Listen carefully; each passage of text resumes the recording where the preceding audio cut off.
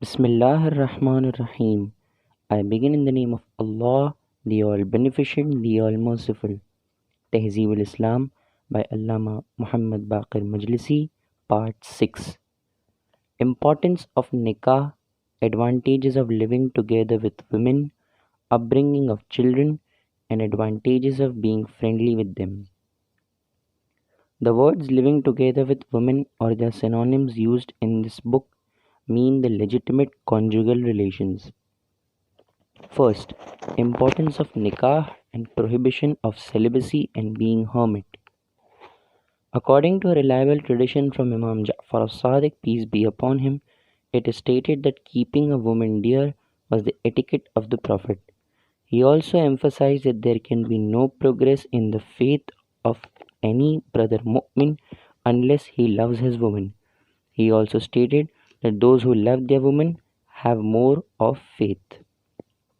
A reliable tradition from Imam Ali Raza, peace be upon him, states that there are three things which are included in Sunnat of Prophets: A. Smelling perfume, B. Cleaning excess hair of the body, C. Being more attached to women and living together with women. According to a reliable tradition, Sheikh Najafi ignored women, perfume, and tasty food and engaged himself in prayers, and had written a letter about this to the Imam. He answered that while questioning about women, he should have been aware of the number of wives of the Holy Prophet, and about tasty food, he ought to know that the Holy Prophet used to eat meat and honey. The Holy Prophet had stated that a man who marries has protected half the faith, and the other half will be protected if he practices piety. The Holy Prophet further said that there was nothing to hinder a man from performing nikah, that is, a Shara'i marriage, for the man may be blessed with a son who may brighten the earth with the kalima La ilaha illallah, meaning God is one, and emphasized that those who believe in his sunnat should perform nikah. The Holy Prophet Muhammad, peace be upon him, and his pure progeny, has stated that a person who does not perform nikah on account of his poor financial condition does not have faith and confidence in God.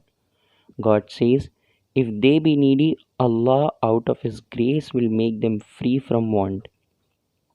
Reference the Holy Quran, chapter 24, verse 32. In another tradition from Imam Ja'far as-Sadiq, peace be upon him, it is stated that three women came to the Holy Prophet. One stated that her husband did not eat meat, the second woman said that her husband did not smell perfume, and the third stated that her husband did not live with her. The Holy Prophet came out of Baytul Sharaf in a fury. His fury could be seen from the expression of his face and his cloak dragged behind. In the same condition, he seated himself on the mimbar, that is the pulpit, and after praising the Almighty, he questioned why a certain group among his companions had stopped eating meat, smelling perfume, and also refusing women, as the meat eating, smelling perfume, and also living together with women was sunnat. A person who was against his sunnat was excluded from his followers. Imam Ja'far as-Sadiq, peace be upon him, has stated that 2 rakat prayer of a married man is better than 70 rakat prayer of a celibate. Second, types of women, good and bad. It is stated from Imam Ali ibn Abi Talib, peace be upon him, that the woman whose hand one seeks in marriage should possess the following qualities: A. Wheat complexion face, B. Broad forehead, C. Black eyes, D. Medium height, E. Heavy hips. It is stated from Imam Ja'far as-Sadiq, peace be upon him, that when a man is asking a woman's hand in marriage, he should inquire about her hair, for in the beauty of the hair lies half of the charm. The Holy Prophet Muhammad, peace be upon him, and his pure progeny, had stated that the best woman is one who produces many children, is the well wisher of her husband, is chaste and holds respect among her relatives and acquaintances, obeys her husband and welcomes him.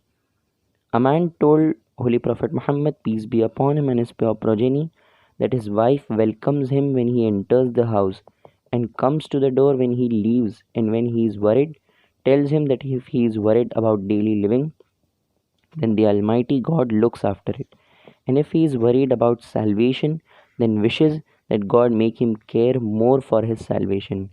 The Holy Prophet replied that there are divine agents in the world, and so a woman is one of the divine agents and will get half the reward of a martyr. In another reliable tradition, it is stated that when God wants to bless a man with the virtues of the world and that to come, he gives him heart which will be merciful towards those facing difficulties, is scared of the Almighty and gives him complete attention, and he gives this man a tongue which always speaks about him, and he gives him a body which can bear all hardships, and a woman who will be happy on seeing him and is chaste during his absence and does not waste his money. Third, etiquette of nikah. A reliable tradition from Imam Ja'far as-Sadiq, peace be upon him, states that when a person intends to request for nikah, he should offer 2 rakat prayer and recite the following dua: O Allah, I intend to perform my nikah. Bless me with a woman out of all who is highly virtuous and who for my sake will safeguard her conscience, that is nafs, and my belongings, and will be a source of increase in daily bread and also in luck. And then make her give birth to sons who will be my virtuous remembrance in life and after death. Another reliable tradition states that it is sunnat to perform nikah at night. According to a reliable tradition from the Holy Prophet Muhammad, peace be upon him, and his pure progeny, that is the Ahlul Bayt, homosexual and autosexual acts are prohibited. One who commits such acts will be inflicted by the wrath of Allah here and the year after. Fourth, etiquette of conducting bride to her groom's house for matrimonial relations. Coition during menstruation and the period of nifas, that is the discharge of blood after delivery, is haram, that is not permissible. It is also makruh to touch any part of her lower body during these periods. One should prevent himself to unite with a woman before the compulsory bath, which is meant for the physical purity after the period is over. Semen should not be ejected outside genital organ of the wife during coition without her permission. Certain scholars declare this as haram. When people asked Imam Ja'far as-Sadiq, peace be upon him, whether a man could unite with his wife making himself nude, he replied in the negative. No one should unite keeping his face or back towards Kaaba or during sailing in the boat. It is stated by Imam Musa Kazim, peace be upon him, that he did not like sexual intercourse during journey when the water was not available for ghusl, that is compulsory bath, except when one felt the risk for health if the intense excitement was not gratified. Ulema, that is scholars, have declared this intercourse as haram except in unavoidable circumstances. It is stated by the Holy Prophet Muhammad, peace be upon him, and his pure progeny, that one should not cohabit with his wife before taking compulsory bath due to seminal emission during sleep. If anybody neglects this instruction and a child is born out of this intercourse and suffers from lunacy, then one should curse himself. It is stated from Imam Ja'far as-Sadiq, peace be upon him, that it is makruh to unite at the time of sunrise before it gets bright or at sunset before the sun disappears completely. It is stated in a tradition that a person told Imam Ja'far as-Sadiq, peace be upon him, that they did not find taste in the food though they cooked it with cleanliness and fragrant ingredients as they found in the food prepared during the marriage ceremony. The Imam replied that it was prepared for a halal, permissible act, and the wind blew from the heaven to perfume it. It is stated by Imam Ali, peace be upon him, that a man should not haste when he feels an urge for sexual intercourse with the wife, as she has to perform other household duties. If anybody looks at any woman and feels inclined towards her, he should immediately unite with his wife, as she possesses the same thing which the other has. Anyhow, the shaitan should not dominate him. If there is no wife for gratification of passion, he should perform 2 rakat prayer. He should recite other prayers and send durood on Holy Prophet and his Ahlul Bayt, peace be upon them all. and then he should be blessed by God's grace and saved from committing haram, that is non-permissible act. His prayers for getting married will be accepted and God will protect him from committing haram for gratifying sexual desire. In another tradition, it is mentioned that one should avoid sexual intercourse in the following hours: A. At sunrise, it means before the appearance of sun. B. At the beginning of sunset, that is till the appearance of complete dusk, that is Maghrib. C. At the night of lunar eclipse. And D. At the night or day when the windstorm is blowing or earthquake happens. Imam Ali, peace be upon him, said that none will see any sign of happiness in the person who is born out of the union mentioned above because his father had refused the signs of God.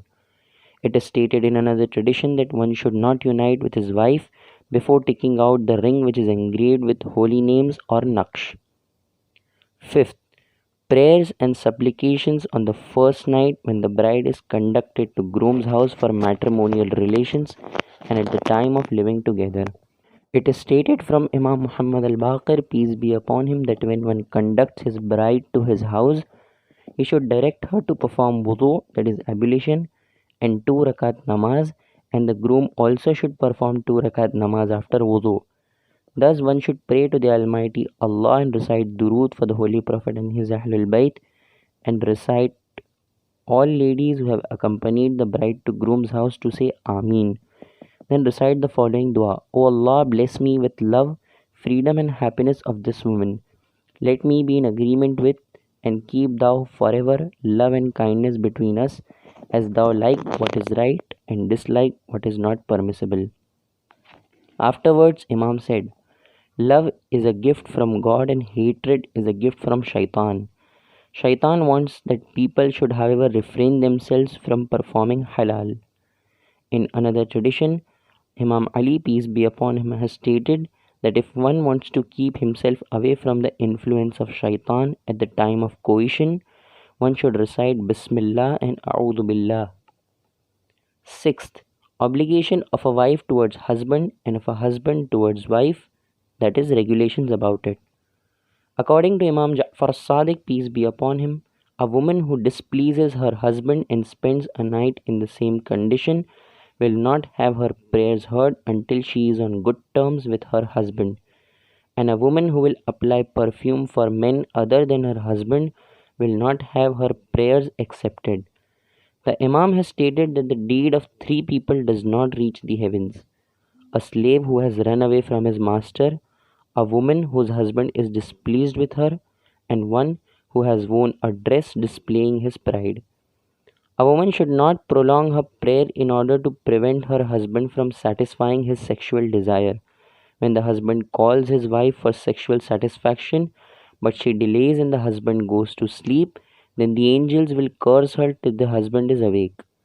A reliable tradition states that except in certain circumstances, a woman cannot spend her wealth in any manner without having the permission of her husband.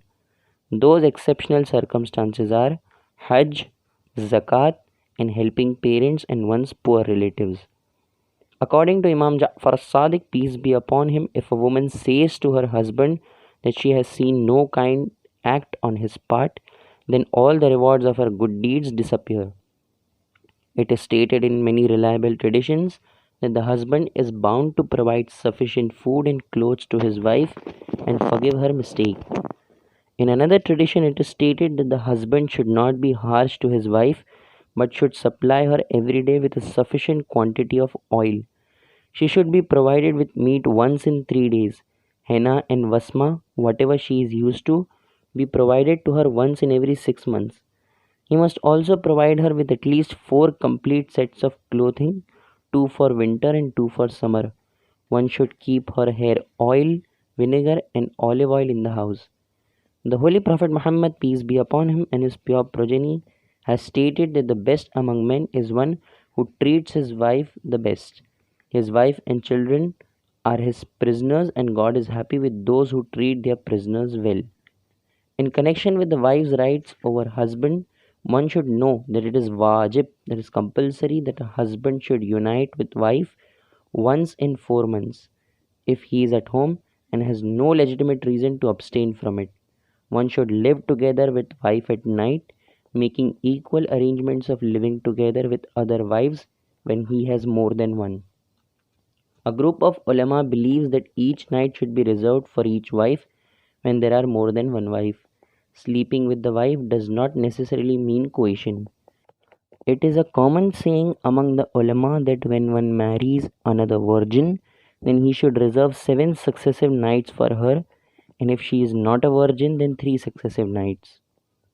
7th, prayers for conception. It is stated from the Holy Prophet Muhammad, peace be upon him, and his pure progeny, that woman is one of the flowers of heaven. Pious children are the sign of man's good fortune. He also stated that one should produce more children so that he may feel proud of them on the day of judgment. A tradition from Holy Prophet Muhammad, peace be upon him, and his pure progeny states that a woman from the time of pregnancy to delivery and delivery to weaning gets the reward of a man who is stationed at borders to repel the attacks of the infidels. And if a woman dies during that period, she will get the reward of a martyr. A tradition from Holy Prophet Muhammad, peace be upon him, and his pure progeny states that Prophet Isa, peace be upon him, crossed a grave and found that the one laid in the grave was in a state of punishment. When he crossed the grave again, he did not find the man under the divine punishment. Prophet Isa, peace be upon him, inquired to God about it, and God revealed unto him that one of the children who was pious had now attained adulthood. The boy had repaired a road and had made arrangement for the sheltering of an orphan. On account of these deeds of his son, God had pardoned that man. The Holy Prophet stated that in heritage a man leaves for God is his son, who will carry out his religious duties, that is, prayers. It is stated in another tradition that a person who dies without leaving any children is equal to a person who was not born in this world, and a person who dies leaving many children is as though he is not dead. According to the Holy Prophet, the Almighty God is more generous towards daughters than sons. A man who will please his blood relations in a permissible manner will be rewarded likewise on the day of judgment. Imam Ja'far as-Sadiq, peace be upon him, has stated that the daughters are virtues and the sons are blessings. God will reward for the virtues and question about the blessings. In another tradition, Imam has stated that Prophet Ibrahim, peace be upon him, asked God for a daughter who will cry over him when he dies, and also stated that if a person prays to God for the death of his daughter and she dies, he will be considered as a sinner on the day of judgment. It is stated that once a man was in the company of the Holy Prophet, and when the news of his wife giving birth to a daughter arrived, he turned pale. The Holy Prophet said to the man that the earth was ready to bear its burden, and the sky to shelter, and the Almighty God to provide it with food, and in spite of everything, the child was a flower to please him. Then, addressing his companions, the Prophet said that a person who had one daughter carried a heavy burden. A person who had two should be helped when in need. A person who had three should be excused from jihad and such other religious sanctions, and the person having four should be given loan and dealt mercifully. Anyone who has three daughters or three sisters and takes upon himself the responsibility and trouble of their upbringing, Allah through His grace and mercy shall make him enter paradise. Then the man asked, O Prophet of Allah, if he has two daughters or sisters? The Prophet replied, even then he shall enter paradise. Another man asked, O Prophet of Allah, if he has one? The Prophet replied, even then he shall enter paradise. It is stated from Imam Ja'far as-Sadiq, peace be upon him, that if there is a delay in the birth of the child, the following prayer should be recited. O Allah, keep me not alone, though you are the best of guardians. I am lonely and I am scared of my loneliness. This worry has made me forget thanks due to you. Bless me with true comfort, that is, give a male or female child whose love will alleviate my depression and loneliness, and let me thank thee on fulfilling my request. O the one who gives the most, O one who is the best riveted and one who showers reverence on others. After this, bless me with piety enough to thank thee for thy blessings. that in thanking thee I may come nearer to you, and let me be able to fulfill my promises and return the property of others placed under my care. It is stated in a tradition that a man who wants his wife to conceive should offer 2 rakat namaz after Jum'ah prayer and lengthen ruku and sajda and recite the following prayer. O Allah, I ask of you through those who are referred to by Zakaria. He had said, O my Allah, leave me not alone, and there is no better guardian than you. O Allah, bless me through you with a pious child. Undoubtedly, you are the hearer of all prayers. O Allah, through thy name I have made this woman permissible unto me and have taken her from your guardianship. If you intend this woman's womb to be filled with the child, then make this child virtuous and pure, and let him not partake anything of the shaitan. According to a tradition, Abresh Kalabi approached Imam Muhammad al Baqir, peace be upon him, and complained of not having children. The Imam advised him to recite istighfar 100 times, and the best form of istighfar is the following: I seek refuge in you and turn to you for your blessings. In another tradition, a person complained to Imam Ali Raza, peace be upon him, that he was always ill and no child was born to him. The Imam advised him to say Adhan in his house loudly. He did accordingly and had a child. In another tradition, the Imam has stated that a person who decides to keep the name of the male child Ali or Hussein will be blessed with a male child. It is stated in several traditions that a woman who decides to give the name Muhammad or Ali to her male child will be blessed by one. It is stated in Tibbul Aimma that a person complained to Imam Muhammad al Baqir of the scarcity of children. The Imam asked him to recite for 3 days Subhanallah and Astaghfirullah 70 times each after morning and Isha prayers, and recite the following ayat after it. Then said I, seek ye thy forgiveness of your Lord. Verily he is the most forgiving. He will send down upon you the cloud raining in torrents, and help you with wealth and sons, that is children, and make grown for your gardens and make for you rivers. The Holy Quran, chapter 71, verse 10 to 12. 8th. About the days of pregnancy, delivery, and giving names to child. According to Imam Ja'far as-Sadiq, peace be upon him, a pregnant woman should take behi, that is quince, that the child's complexion may be fair and it may smell good.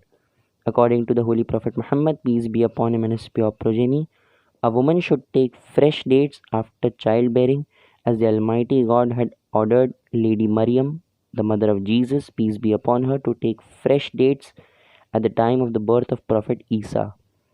People inquired as to what should they do if fresh dates were not available. The Holy Prophet Muhammad, peace be upon him, and his pure progeny, replied that one should give 9 dried Madani dates, and in case of its non-availability, any kind of dates to a woman who had given birth to a child, for the Almighty God had taken an oath on his honor that he would bless the child with modesty and sobriety. Another tradition from the Holy Prophet states that one should provide his pregnant wife with kundur, a kind of gum for eating. A child who will get this food in his mother's womb will have a courageous heart and an intelligent mind. If the child is a male, he will be brave, and if it is a female, the lower part of her body will be heavy, on account of which she will be dear to her husband. According to Imam Ja'far Sadiq, peace be upon him, before cutting the umbilical cord of the child, 2 drops of the mixture of jawshir in water should be poured in the right and left nasals, and azan in the right ear and iqama in the left ear be recited. After this, the child will neither be afraid nor will be affected by umus subyan, that is सूखे की बीमारी. According to Imam Muhammad al Baqir, peace be upon him, the best names for the child are those that convey submission to God, like Abdullah, and also the names of the prophets, and also the names of the Ahlul Bayt. According to the traditions of Imam Ali, peace be upon him, a child's name should be kept when it is still in the womb of the mother. For if the child dies due to miscarriage, then it will ask its parents on the day of judgment, as to why he was not given a name. The Holy Prophet Muhammad, peace be upon him, and his pure progeny had kept the name of Lady Fatima's child Muhsin while he was still in his mother's womb, and who died after a few days of the Prophet's death while still in the womb on account of a door falling on Lady Fatima Zahra, peace be upon her, when her house was burnt. It is stated from the Holy Prophet that if one has 4 children, one should be named after the Holy Prophet. It is stated from Imam Musa Kazim, peace be upon him, that if one of the following names is kept in the family, there will be no poverty: Muhammad, Ahmad, Hassan, Hussein, Ja'far, Talib, Abdullah, and Fatima. According to Jabir, he accompanied Imam Muhammad al Baqir, peace be upon him, to the house of a person. A boy came out of the house and the Imam asked him his name. The boy answered, Muhammad, and when he was asked his kunyat, he said Abu Ali. At that time the Imam said that the boy has made himself safe from the mischief of shaitan. When the shaitan hears anyone calling Ya Muhammad or Ya Ali, he melts like guilt before the furnace. And when he hears the names of the Ahlul Bayt's enemies being taken, he is happy. According to another tradition, a person told Imam Ja'far as-Sadiq, peace be upon him, that God has blessed him with a son. The Imam congratulated him, and when he was told that the boy's name was Muhammad, he bowed down saying, Muhammad, Muhammad. He neared touching the ground in this process and said that he, his offsprings, his parents and wives were ready to be sacrificed over the Holy Prophet. The Imam further said that when he had kept such a name, he should not scold or hurt or abuse his child. When a child of the name of Muhammad is in any house, it is daily visited by angels. It is stated in a tradition that the name Yasin should not be kept, as it was particularly meant for the Holy Prophet. And it is stated by the Holy Prophet that if a group had the people of the following names, Muhammad, Ahmad, Mahmud, and Hamid, then their advice will be the best. It is stated that if a child is named Muhammad, he should be given due respect, given a place in a gathering, and should not be scolded or hurt or abused. He further stated that if one in the family is named after the prophets, an angel will be kept to pray for the piety of the child. According to Fiqh Riza, a child's name should be kept within 7 days of his birth. It is wajib or sunnate muwakkida to bathe a child after the birth with this intention that one is bathing the child for the proximity to God. First his head should be washed, following by his right and left sides.